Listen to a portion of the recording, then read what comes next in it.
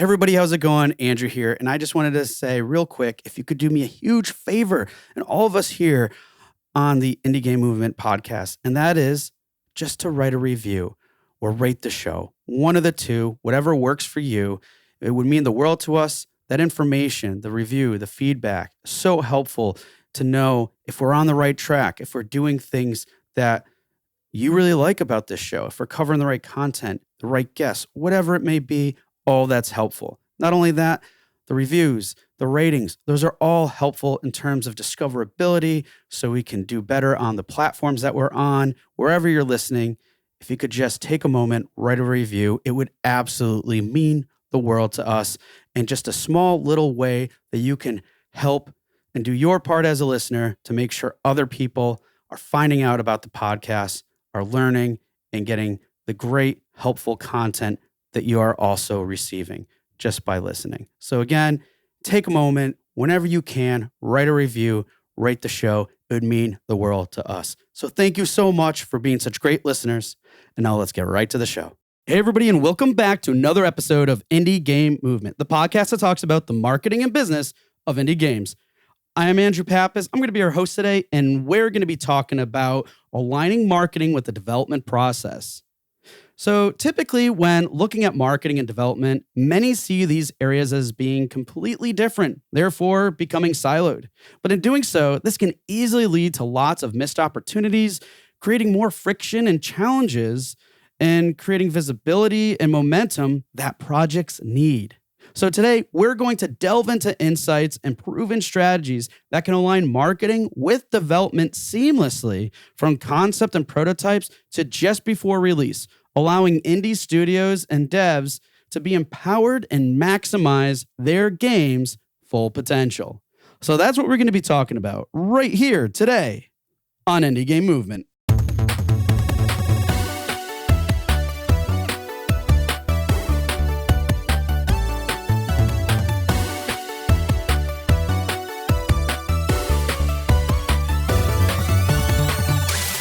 Hey everybody, and we're back. And today with us, I have Ben Scappazzoni. Did I nail that in terms of the Italian? Yeah, it's a family name that calls for creativity, so it's fine. Oh, I love that. Oh, that's such an interesting thing. So, folks, I have Ben here with me today, and for those of you who don't know, he is a marketing consultant in games. He's also the product director at Floppy Goats, a game studio, and he has quite an interesting history and experience in the industry. You were the lead brand marketing manager at Square Enix, also a product manager at Nintendo EU, Europe. And I know you have a lot of other things going on in the past, but really the point is you've just been doing this for such a long time and in the industry. And honestly, it's just a pleasure to have you on the show to share some of your insights, especially with our conversation today, because it's a good one. So thanks for being here. Thanks for having me.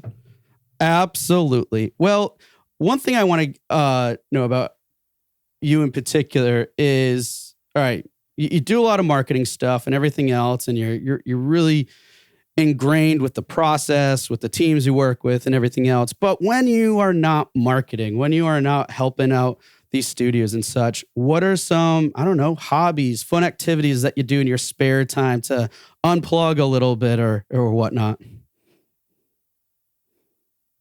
So I'm obviously playing video games. That's definitely my main hobby, but I love travel. I love cooking as well. I have a dog. I love my dog. I read a bit. I'm pretty standard guy, like going to theater, watching movies and so on, meeting friends. And I don't have something exceptional, like a very unique hobby or whatsoever. So I just enjoy life aside from working. Awesome. Now I'm curious. You said cooking. Is there any particular dish you really like, or let's say you specialize in or trying to hone your craft on? So yes, at home, I'd say that I'm more the meat guy. So I'm the one taking care of cooking meat, and I have some Italian recipe as well, family recipes that I do. Yeah. Other than that, like my girlfriend is Vietnamese. I have some Italian origins, as you can guess, with my name. So there's like an interesting cocktail regarding the food Ooh, at home. Yeah, I'm not the one to be complained regarding that. I'm quite lucky here. Ah, nice. Well, I absolutely love that. And, again, thank you for sharing that too.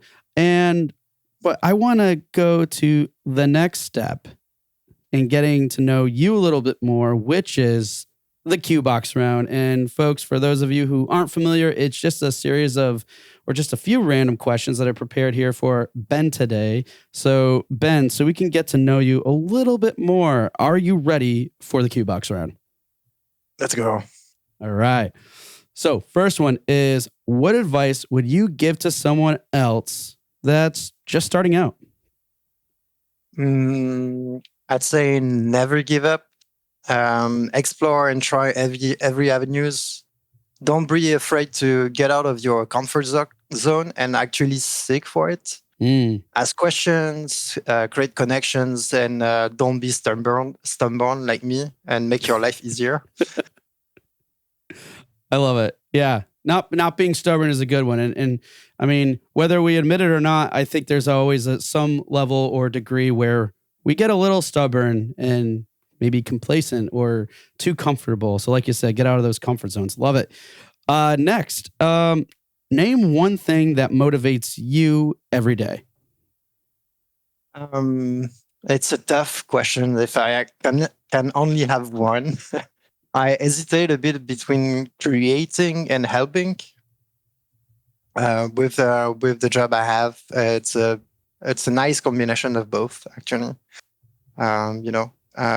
Get that feeling that you are currently building something with other people is something that is really important to me, and as well, like help them, guiding them on matters that they are not familiar with. It's something I take a lot of pleasure.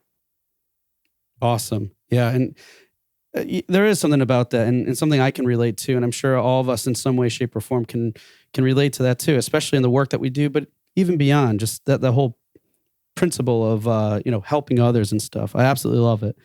All right. Last and but not least, and the staple here on the show is, what game are you playing now? Okay. So as I said, I'm a big video game player. So it should be what games, not game. All right. Let's hear them. So from the most recent one, I'd say I just downloaded The Rest for the Wicked. I barely played 15 minutes right now, but I'm pretty sure it's going to be the game I'm going to play for the next few days. I really love Balatro, like I guess a lot of people. I played a bit of Death Must Die recently, and I dived back in Diablo 3 with season 31 while waiting the next season for Diablo 4, and playing a bit of League of Legends as well. Okay. Wow. Quite a bit there. That's already that's already a lot of games, but yeah. Awesome. I told you that's my main hobby. So yeah, well, no, it is. I mean, you got like, I have hard enough time playing one, which yeah, I've got my Switch ready and loaded up. I hid it from the kids so I can play it, but yeah, it's just a matter of time. But glad you know what, you could play a few for me, I guess. yeah, I don't have kids, so I guess when you become father or a parent, like finding time is much harder. Yeah. But yeah, with the Switch, I think you're in a nice place to play with your kids. Actually, yes, I agree. It's a fantastic platform for that. But at the same time, I'm also in the house and understanding that and my local video game store owner has shared this with me numerous times that yes, in our household, we have multiple Switches because of eventually you play that one game and they're like, I want to play now. And then they take over and then you have nothing to play anymore. So that might have to happen. That was, that's interesting that you say that. And it's a bit linked to the work I've done back at Nintendo. I was part of the team in Europe that launched the Switch. Mm-hmm.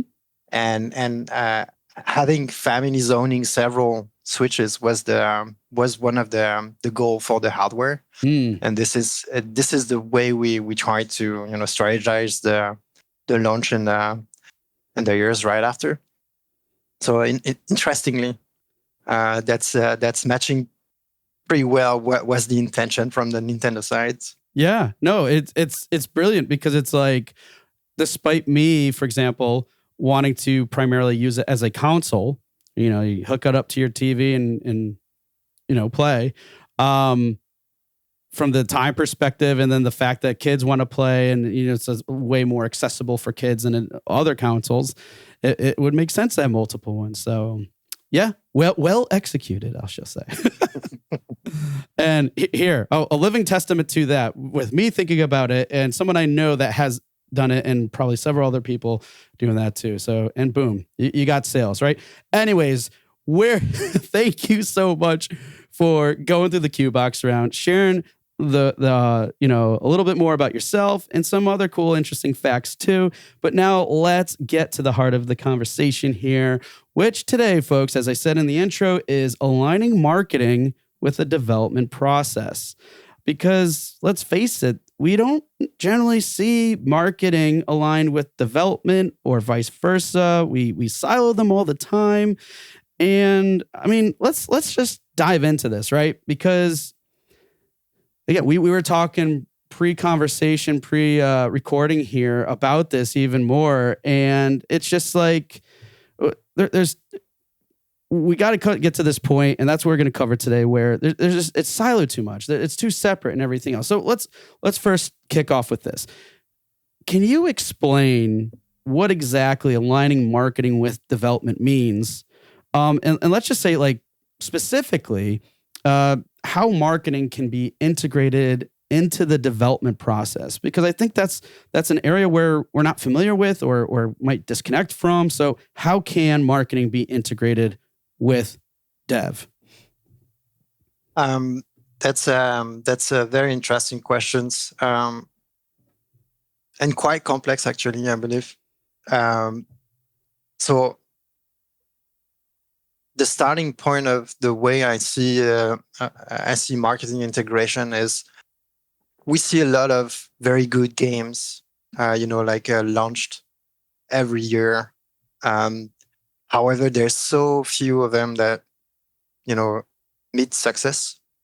And to me, and I think it's something that people get to understand more and more, and even more right now.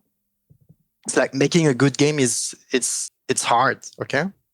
But making it a commercial success is even harder. The success here is, it's like a mountain to climb, and we tend to define marketing with what happens at the end of development process, which is like go to market, like launch campaign, trailers, ads, PR, social media campaigns, and everything that revolves around the go-to-market phases. So that's one side of the medal. The other side is, like, it is seen as a big cost center for studios, with nowadays pretty much unpredictable outcomes. It means that you could invest a lot in your marketing campaigns, like putting like a fantastic $300,000 CGI trailers, or ad campaigns, and so on. And this is even more true for small structure. So there's two things in it.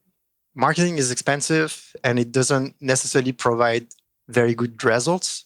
And it's mostly thought as something that happens at the end of a production process with go-to-market phases.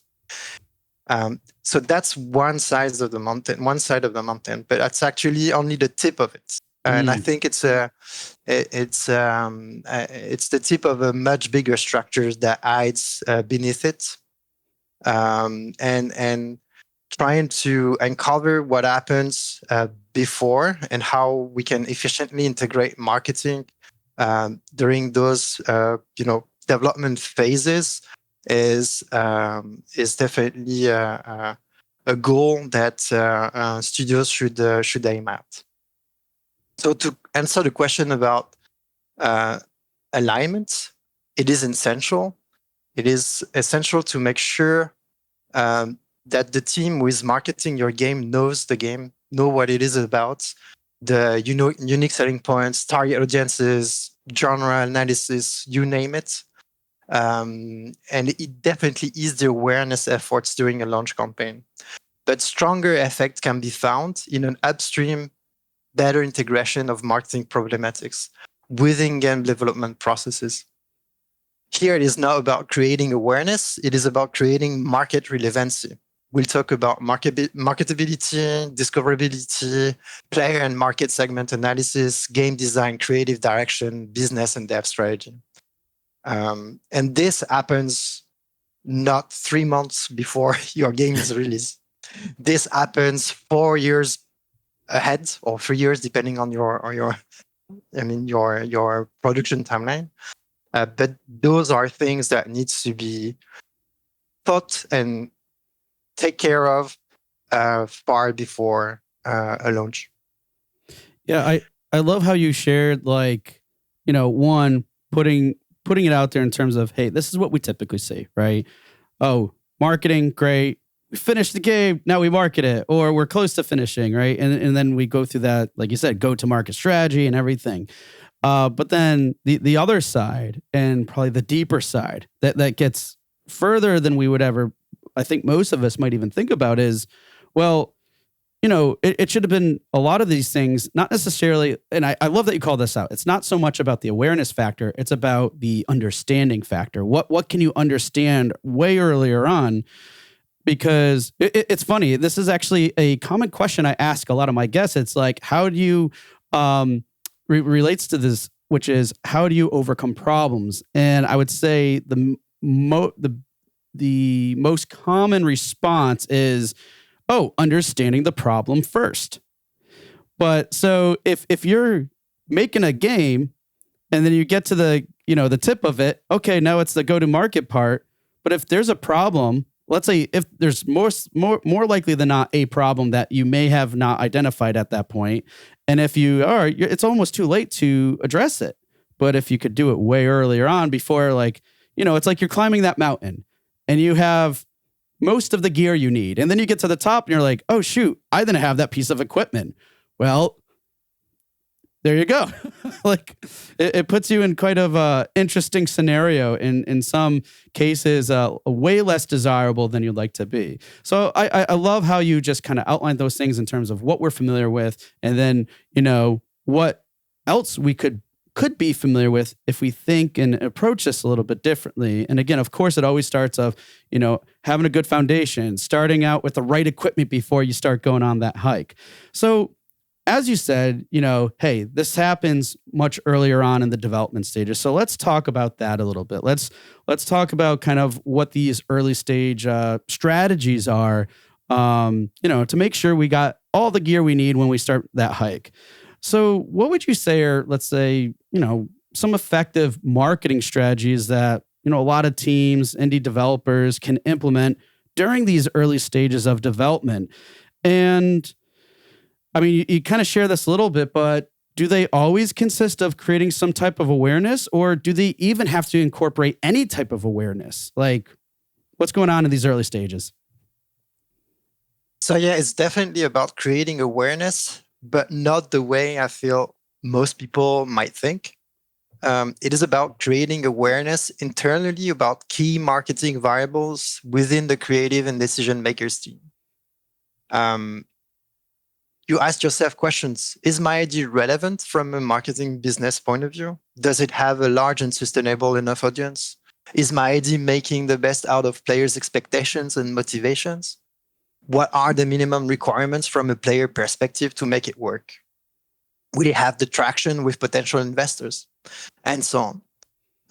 It is a non-exhaustive list of variables that needs to be stated and answered at the very beginning of a project ideation, so that it doesn't lead teams to spend time and money blindly. The idea is creating awareness, but creating awareness internally, being aware of what you are making and why you are making it this way and not another way. Our job is to ensure that whatever the team is making or any decision that needs to be made are always for the player's interest, which most of the time overlap with creative preferences, hopefully. In terms of like strategies that you can use, I think there's like very basic ones is like make sense out of your game ideas and concept. What is the vision? What is the concept? What is the key game elements of my game? How does it relate to the audience or the players that are gonna play it? How my concept answers the needs stated in my vision? How does it translate from a gameplay perspective? And is my potential audience eventually interested in it? I would recommend to go through short conception loops with quick evaluation. Small but relevant teams with very high velocity, like a creative lead, a game designer, and a marketing person. State clear deliverables, not more, not less. It's just vision, concept, key game elements, genre, and audiences. And that's it. Regarding the evaluation process, I feel that seniority is required here because there's a saying I really repeat often when I speak to fellow game devs is that there's no magical recipe. We all have the ingredients. I think everyone knows about the ingredients, but there's no recipe how to mix those ingredients together. It is experience that drives at this stage the evaluation relevancy. It means that there's no magical recipe about, okay, if I'm doing this way, it's certainly going to work or not. There's much more like gut feels that comes out from experience that plays an important role as well. And it also requires like trust between the the people working in those small teams that are ideating projects.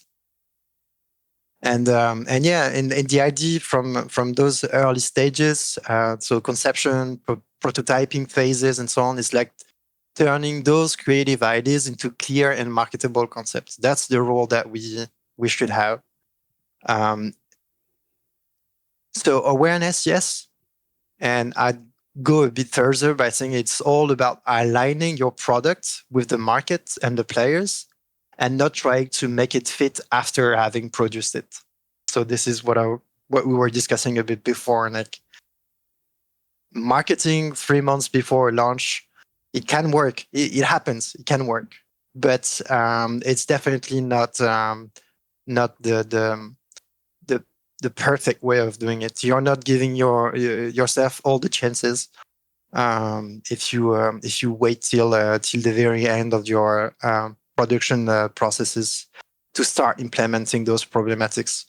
I feel that given the how crowded the market is, it doesn't make sense anymore to proceed this way. Like having a creative team producing something and give the hot potato to a marketing person or agency, whatever. And, okay, please sell my game. Doesn't make any sense anymore. And I think it's a very dangerous way of doing things. Yeah. I mean, going back to this mountain analogy and applying some direct examples, I've known stories where studios had a lot of support whether it was some type of financial backing or a publisher or any number of different types of entities that are there to support these studios. And then, as kind of we've been seeing recently, where we're going to pull back on these resources, on jobs, on XYZ, whatever. And then you have people that are left with, I had all this in place, we grew, and now we had to recede or decline, and now I don't know about these things because now even these resources I had at my disposal are no longer there, and now I have to worry about this and stuff. So that's like, again, climbing the mountain, maybe not with all the right equipment and even some of the basic stuff, right?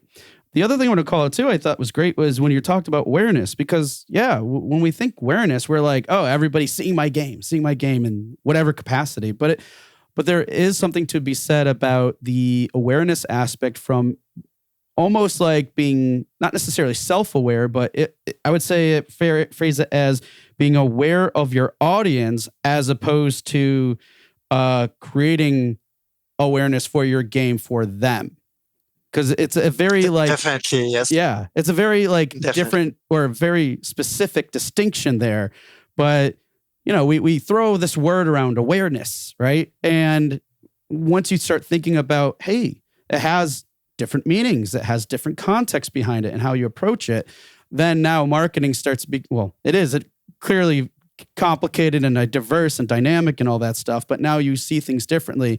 And one point you brought up too, which it has been just an ongoing theme here on the podcast, is empathy. And you laid it out great, like having empathy for those players, understanding of what they want and everything. Now, one thing I want to push on a little bit, because I know some people are probably thinking this. You mentioned you listed and mentioned a lot of things in terms, let's say they just sound more in line with the whole commercial viability and things like that, which obviously are important. But then you have some people that are like, it's about passion and art and all these things. And let's face it, there are some extremists out there, but understandably so. A passion is important and a big driver in how these things. So how can like passion also align with this line of thinking? Because I know some people have, trouble seeing things that way. It's not, I don't think that those are incompatible. I think there's there's this question is so complex because there's so many variables that need to be taken care of. If you have infinite funding, who cares what you do?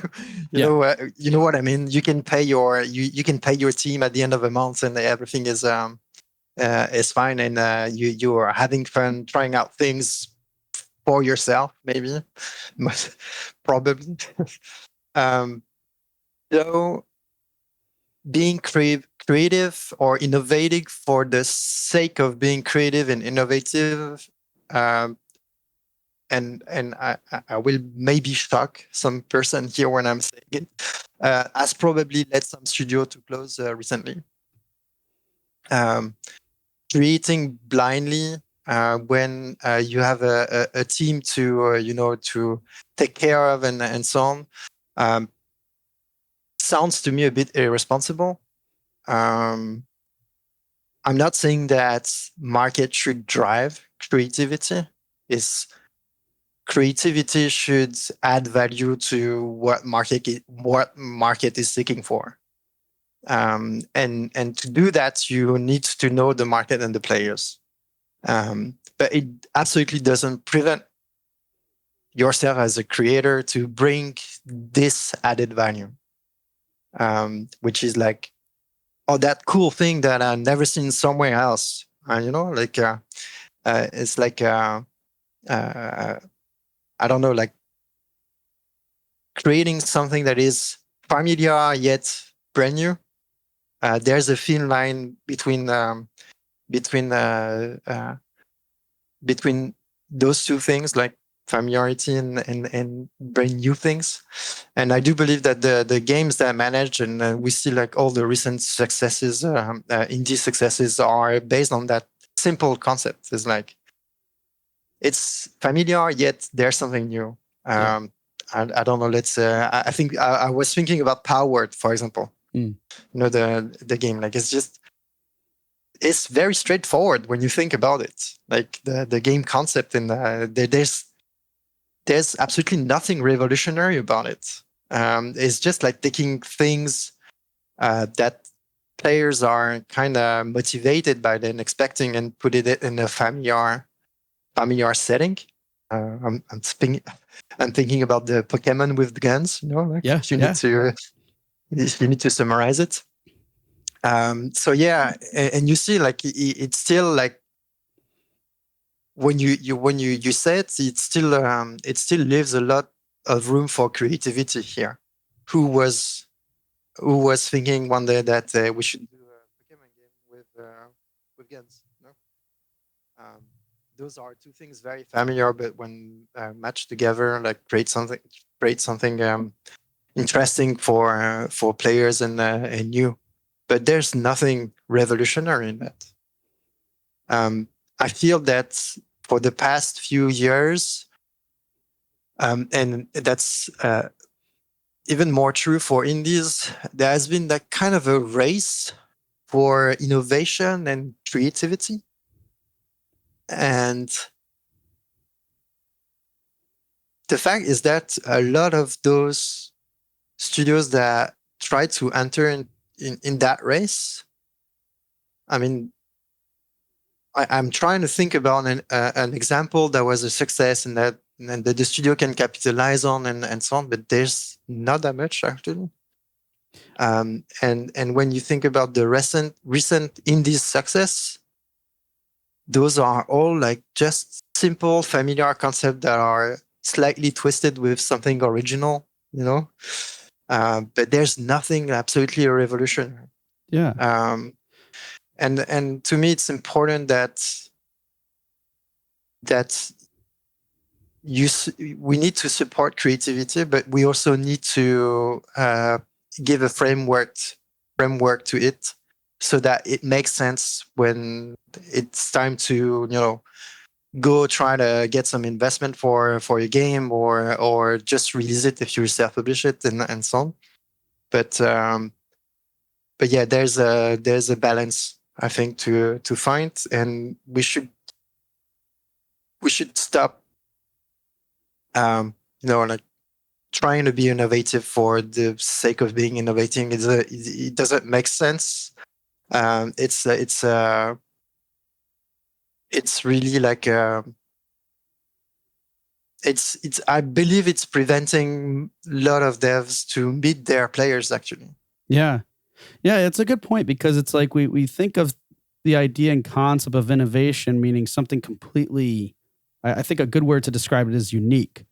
But unique also means that there's not a level of familiarity with it.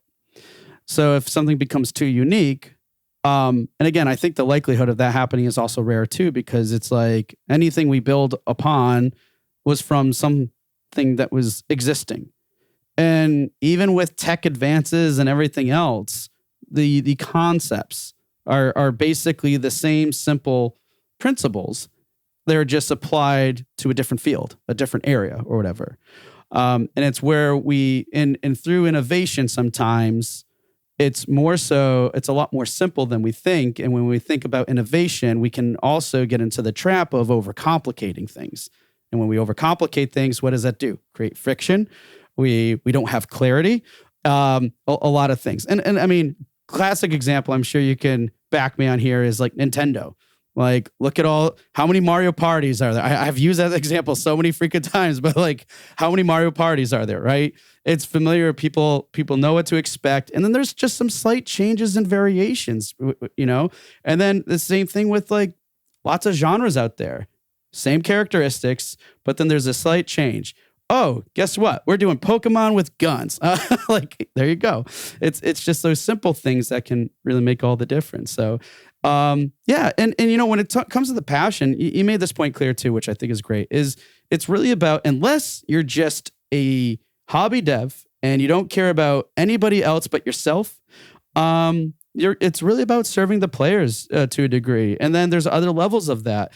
I know one time I've heard someone say like, oh, I won't worry about marketing. I'll worry about the publisher to take care of the marketing. It's like, well, if your goal is a publisher, then maybe it's not the players you really care so much about. I mean, ultimately, to some degree, you are, but then it should be the publisher caring about. And well, what are they caring about? Why are they going to give you money or support you if you are just in the mindset of just hand it off and let them handle it? Well, if they're to do that, there's certain things that they want out of that type of relationship, or that product. let's So Yeah, it's definitely a good point. I've seen too many devs thinking this way. I have good hope. I feel that this is changing, and this is a critical role that marketing can play and should play in early development stages. It's like you are considering those problematics early on. It's like it's a bit like a green light, it's a green light englobe much more things than just marketing, and maybe we'll discuss it afterward. But it's a bit like test proofing your vision and your concept so that it has added value for players in the end. And if it has added value for players in the end, it will certainly get traction from investors, wherever it is, joint venture or publishers or you name it. But it's to me, it's critical. Yeah, it's really critical, so that from the ground up, you have players in mind when you build your game, and not just I find it fun, so other people is going to find it fun. No, it's okay. We are making something in that genre. The players in those genre are expecting this kind of things. They are motivated by this kind of things. How do we capitalize on that? And how do we put our secret sauce on that? Yeah, absolutely. Because that secret sauce, that trademark, or not trademark, that let's say signature, or whatever you want to label it as, is really important, because again, it goes back to how are you serving those players, how you're making your impression on them, and everything else, and then it continues thereon. In light of this topic too that we're discussing currently, I'm also a little bit curious too, and you, I think, alluded and mentioned some things here too, which is, let's say for us marketers, or even those who are developers and wearing the marketing hat as well as probably many others, how can effective collaboration happen between whether marketers and game developers, or game developers that are marketers and also developers with the rest of their team? What does that collaboration look like especially throughout that cycle, to help kind of ensure that these marketing efforts do align with the game's vision and target audience? Because again, what we're talking about here is not having these things siloed, not having marketing promise one thing and then the game experience being something completely different, right? Because we have heard countless times of where that has happened, and it's usually not a good result. So how can these conversations, these collaborations happen so things are in line with each other and not just we're surprising players at some point? So the answer to that, to me, is pretty straightforward and simple. Marketing has to be integrated in the creative teams right from the beginning and be an integral part of the ideation process as a team member with equal decision weights. So that's kind of the end result. But for that, you need decision maker to support, to fully support the integration. It is a requirement from decision makers so that it happens. Creative teams need to accept it. There needs to be clear rules and roles defined within those structures, and a clear understanding from each other of differences in ways creative and marketing works. Process and deliverables vary between the two perspectives. So the job is to blend those together and consider the marketing expertise as a core component of production itself, and not just support operation, domain for um, uh, for the video game company at large. Yeah. It is really key so that there's like the team need to understand and embrace it. Otherwise, it won't work. There will always be pushback because there's no understanding and there's no no acceptance of it. I've been working with a lot of different creative directors. Sometimes it happened, things went well, and sometimes it went less well. And most of the time, it's when it's not working, it's mostly about an issue of understanding of what you are doing and why you are commenting on this or suggesting that. So there's a job on our side to be patient, explaining, re-explaining, trying to find the right vocabulary so that it work as well, and demonstrating that you are supporting the creative process. You are not driving it. Right. That's a very important thing to keep in mind. Marketing is not ruling how things is doing. It is supporting, giving a bit of framework, giving a bit of.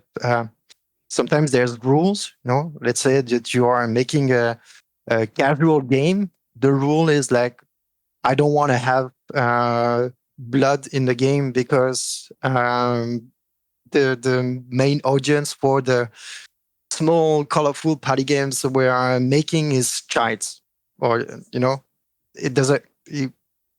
Things like that. Like I'm saying something totally out of instinct right here, but that's the kind of things that you actually can help with. Even if I given a pretty bad example here, but you see where what I was saying here is like you are not taking the decision, you are informing, giving insights, and you are also kind of connecting dots together. It's like, this is the creative idea, this is how I interpreted it. You go towards the creative team and you tell them, okay, this is how I feel about what you are currently making. Does it make sense for you as well? Like always ensuring that you have a clear understanding of what are the things that are currently in the doing. Yeah, and I love it too, because you're saying, like, again, it goes back to that understanding. So it's like, if you have an understanding of where the team's at, if they have the understanding of, hey, this is just to help inform and support, not to take over. Therefore, we're not using marketing as a means to drive to the market. It's a means to support the creative aspect of the project, to help better inform that the project itself is actually serving the players, providing those memorable, great experiences. There's that. Then there's like other things you shared too. It's like, if there's this integration and communication with the production development side of things, then I mean, think of it. The production schedule and everything can, and what a roadmap is, can then inform actual marketing activities and what's being done on the marketing side as you roll out your demo, as you roll, those types of factors. There's just so many different degrees and levels where, and it's not to say that like the marketers or people handling community management or whatever the case may be have to be on every development, meeting about sprints, things like that.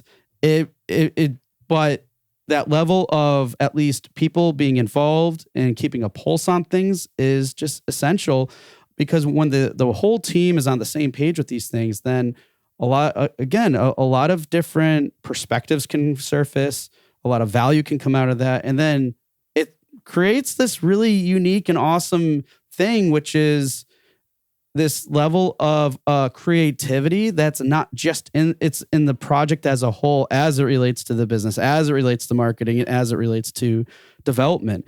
And I think it's one of those things we kind of miss or don't see happen too often. But when it does, it creates a lot of cool things. So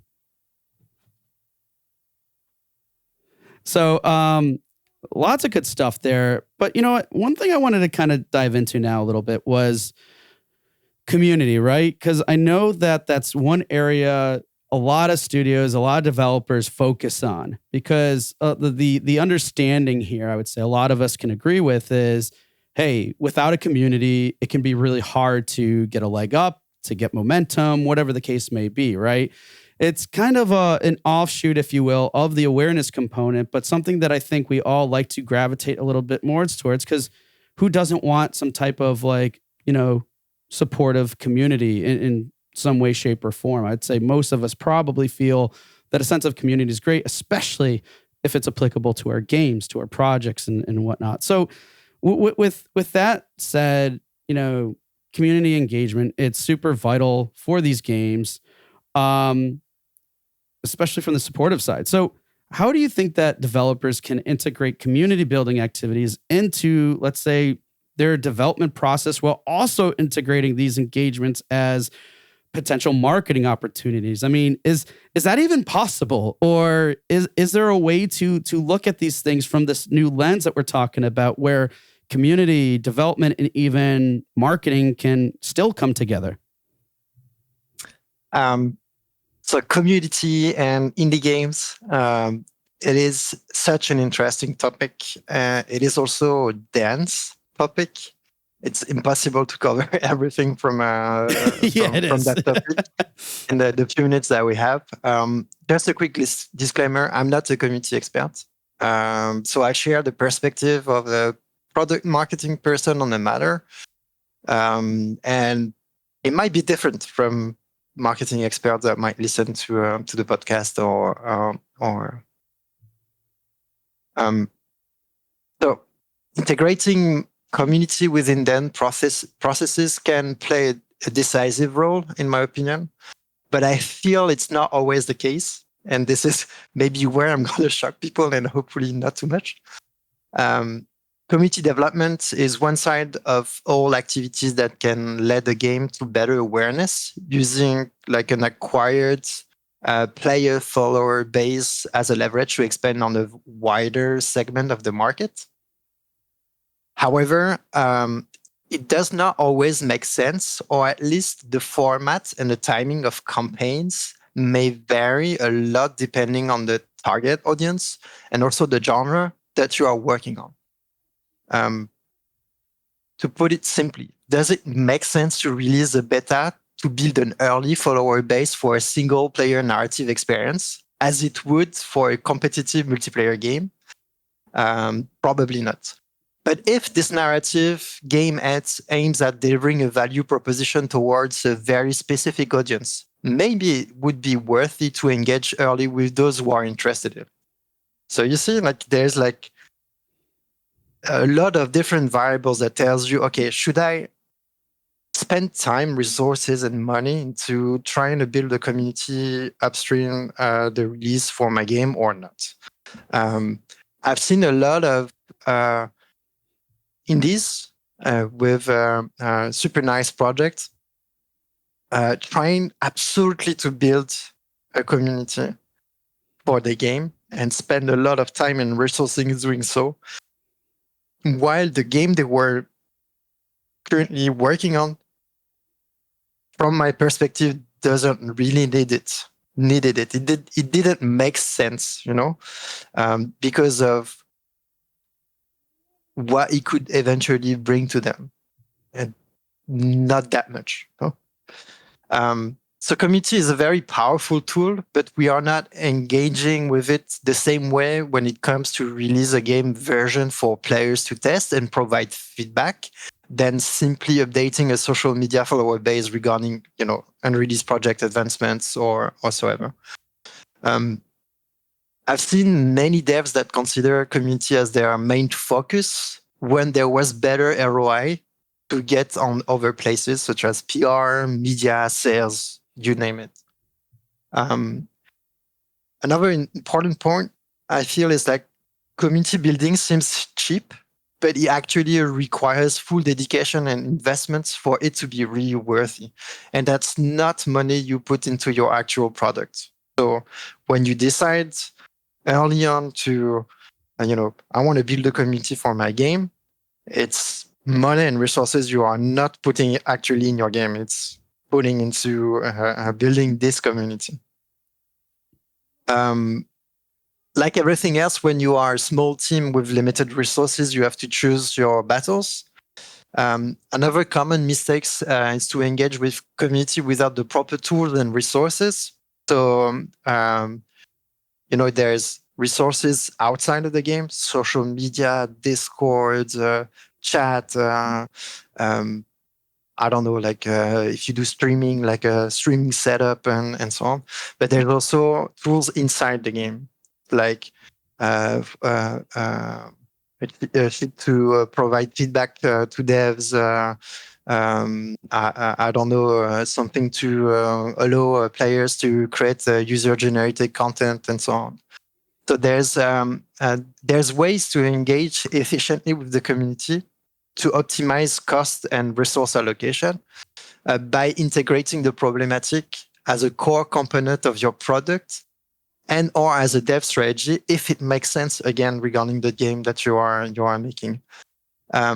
Including community-friendly tools in game or design features to foster user-generated content is one way of doing it.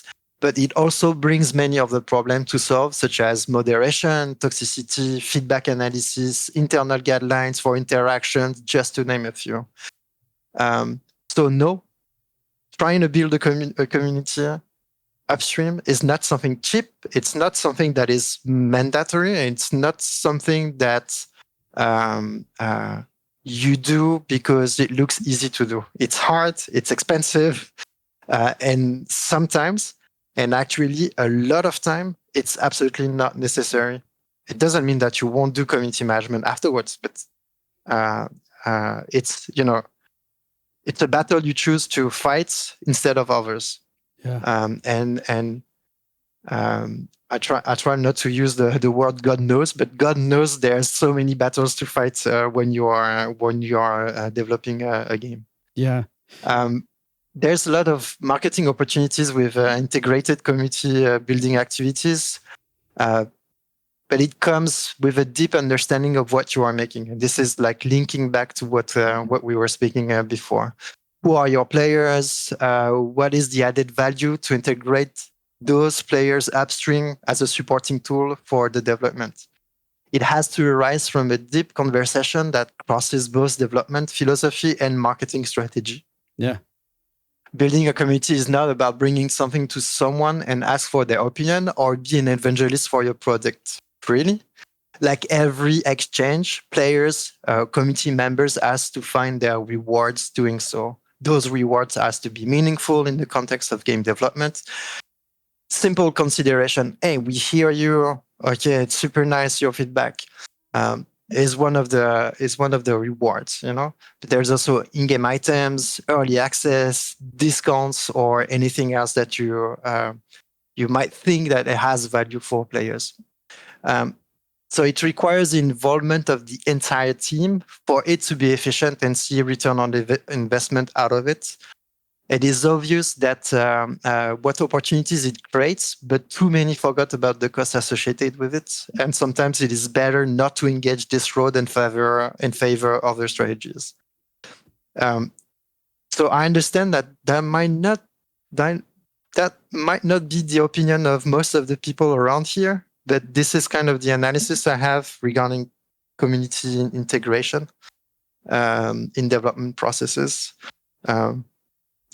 I think one way to kind of look at this too is, I know you and I can say this, and I'm sure others have noticed this too, but it's, you often see sometimes people making mistakes where they try to model certain things off of like what AAA is doing, right? But AAA is very different than indie, especially when, one has a lot more resources than the other.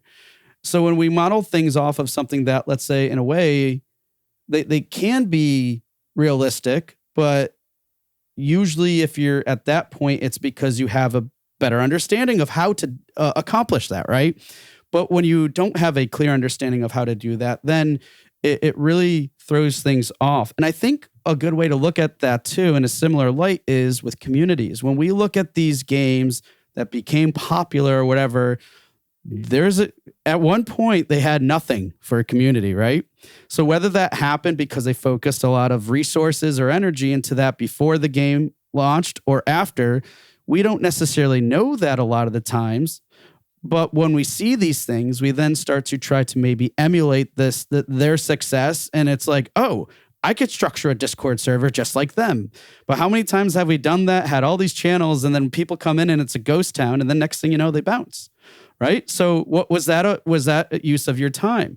But when these things come to clarity and become more clear, you're already, and it's not necessarily a bad thing that you're making mistakes and failing because you're learning from it, but there are ways to look at what you called out. And I think the best way to summarize is like, what are your time? Assess what the real value is to your time as it relates to your project, as it relates to getting that understanding. Because again, let's go back to understanding. If you don't have a clear understanding of what it is you really need, what that goal is, what is actually creating impact, and what could be impact, that could be results, that could be, in bottom line figures, it could be any number of things that are super important.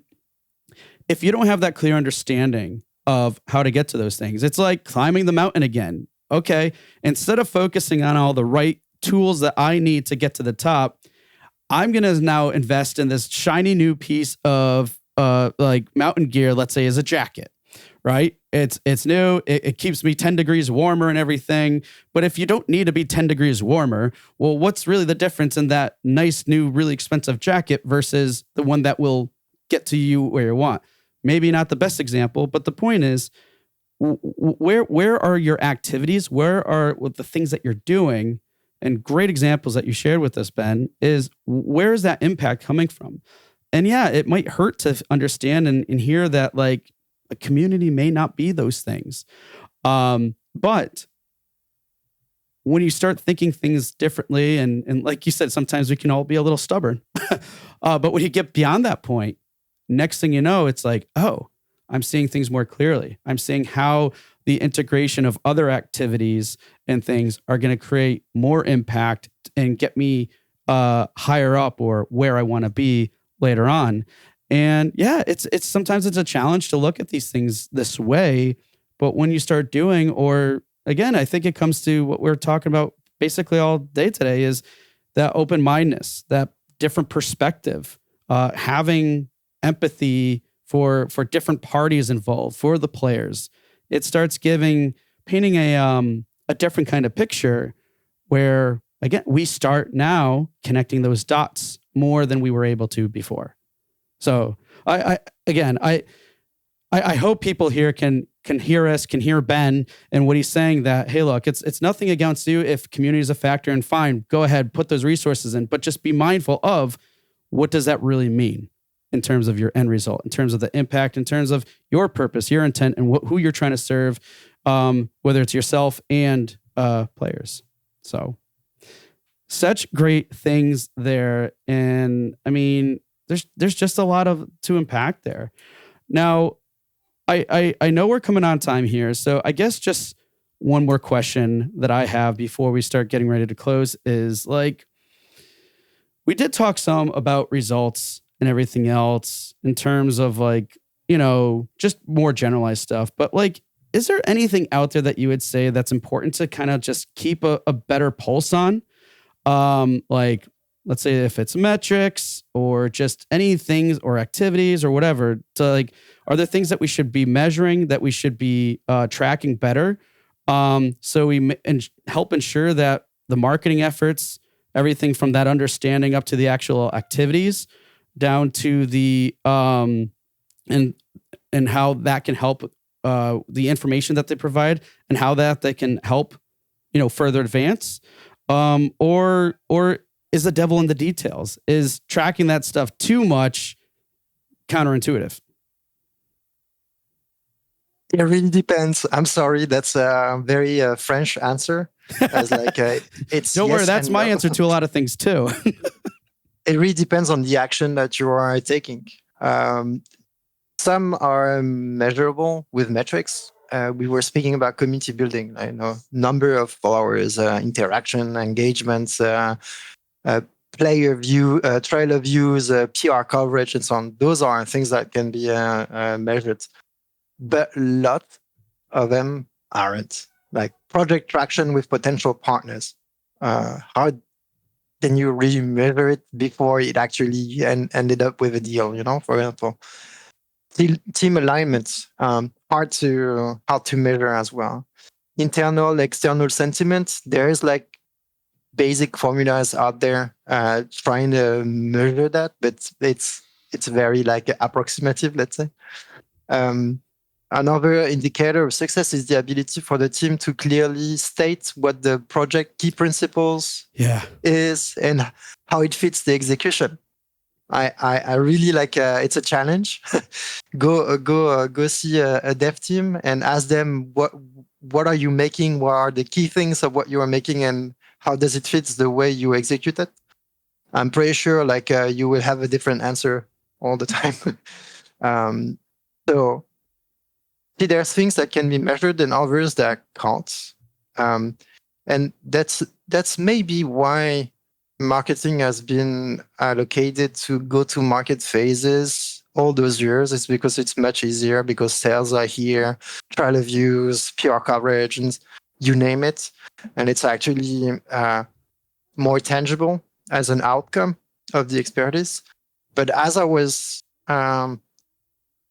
saying earlier, is like, it's only the tip of the iceberg.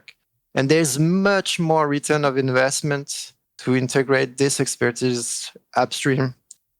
The thing is that when you do so, there's no real tool to measure the impact and the success of it, because those are less tangible items that you are measuring here. Sorry, marketing is never a guarantee for success. And this is very important to know. It is a way for teams to minimize risks and optimize development with less iteration, more focus, and higher velocity. You have a clear target to reach, whether it's player, whether it's deliverables during milestones. But it can also create friction. When goals, roles, responsibilities are not clearly defined and owned. The quality of integration and the engagement of the teams towards integrating the role and its problematic is essential to its success. It is even more true in the very difficult industry context that we find ourselves in at the moment. Marketing person, when there's one, are unfortunately most of the time the first one to be laid off. It does worry me a bit, and it makes me wonder what's going to happen with those studios that are trying to survive navigating through tumultuous ocean without their cartographer. Because this is what we are in the end. We are providing a map of where the boat is going. No, we are not saying where it should go. No, we are not saying where it's going.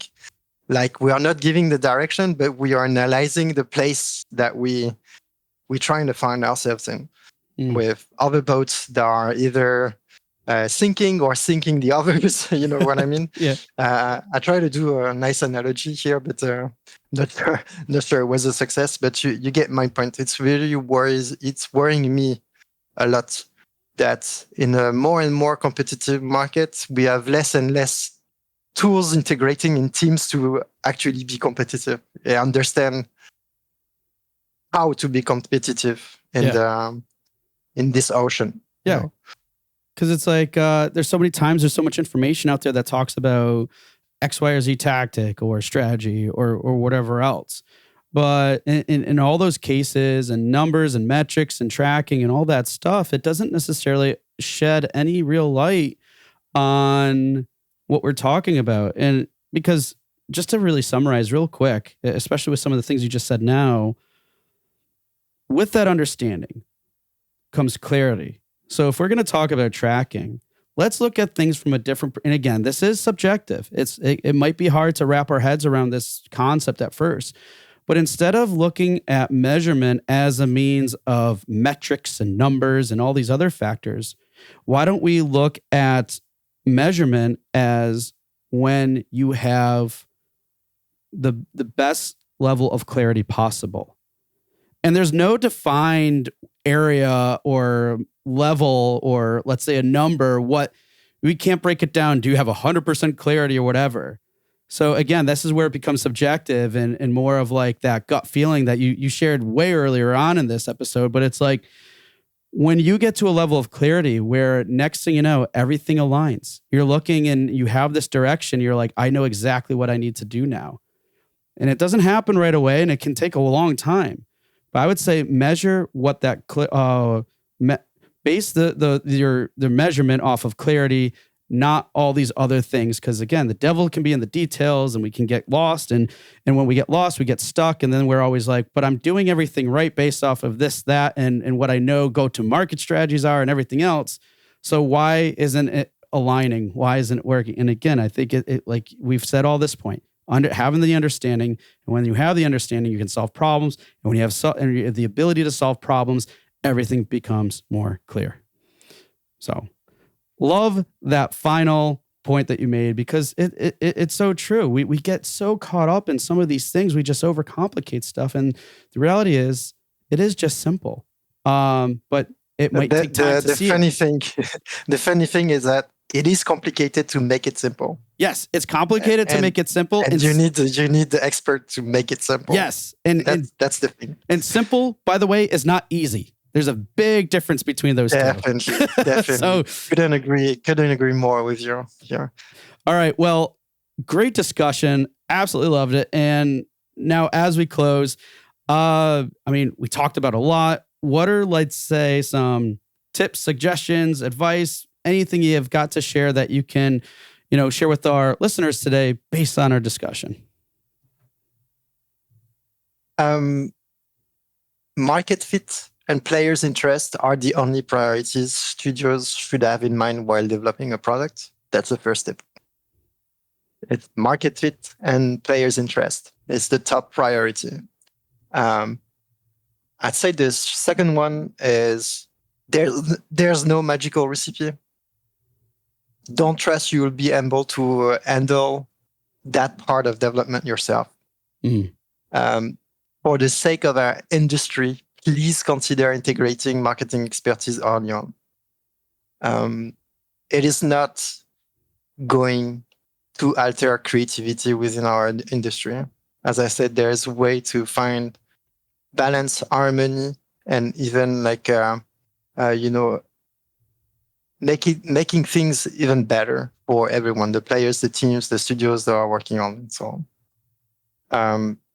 Marketing should be considered as a production resource, as biggest return on investment comes from its early integration to decision-making and development processes. Please stop consider marketing as